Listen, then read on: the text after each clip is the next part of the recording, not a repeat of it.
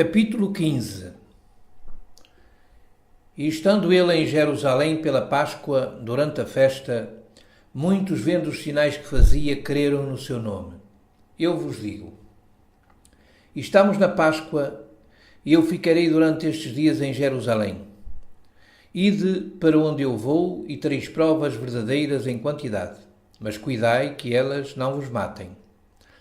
A estas palavras os judeus se admiram muito. Eu, porém, os deixo saindo do templo com os meus discípulos. Os judeus me seguem disfarçadamente, porquanto não se arriscam a fazê-lo à vista de todos, pois eu havia falado de provas que poderiam matá-los. Eles não compreendiam que eu me referia à morte da sua alma e não à do corpo, pois, sendo muito ricos, estavam presos à vida.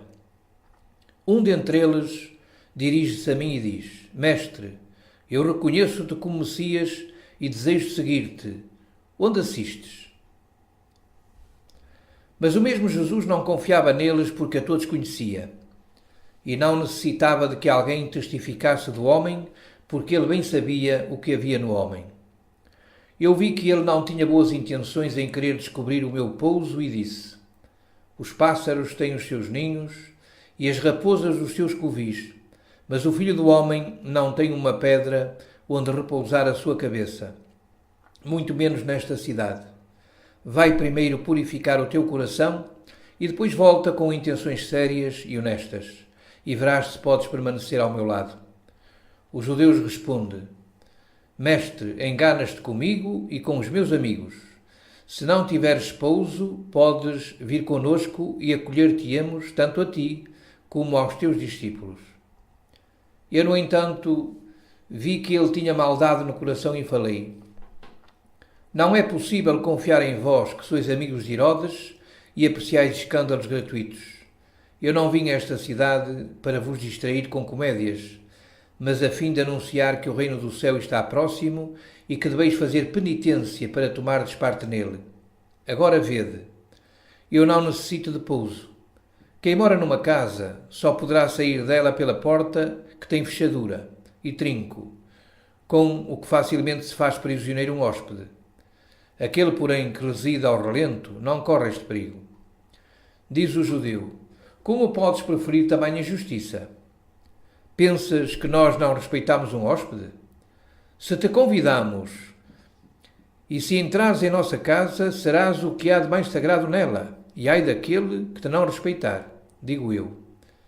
Conheço bem esta vossa organização, porém não ignoro a outra, que protege o hóspede enquanto dentro de casa, mas quando este quer sair, os vossos lacaios o esperam atrás da porta com algemas e correntes. Diz-me tu, este hábito também faz parte da proteção ao hóspede?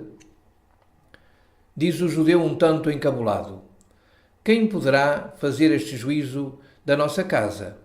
Respondo eu: aquele que o sabe. Não se deu isto há poucos dias, sendo a pessoa entregue nas mãos da justiça? O judeu, ainda mais encabulado, diz: Mestre, quem te disse isso? E se assim foi, diz-me, aquele criminoso não o merecia?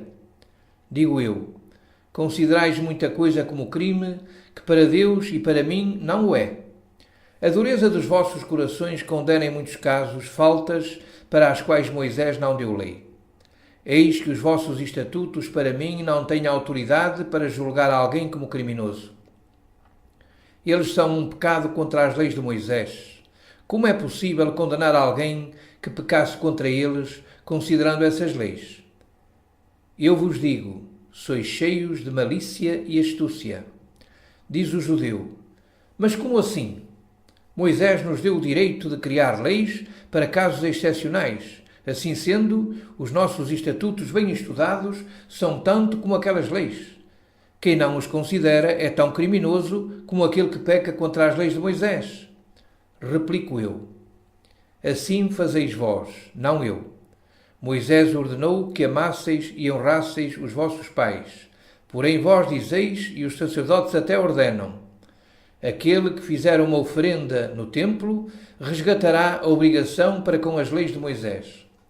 Mas se por acaso alguém vos dissesse: sois verdadeiros difamadores de Deus E miseráveis impostores, pois acumulais a lei por causa da vossa ganância, inventando contra outra a fim de judiar com a pobre humanidade, sendo esta a causa, por que mandaste prender aquele homem?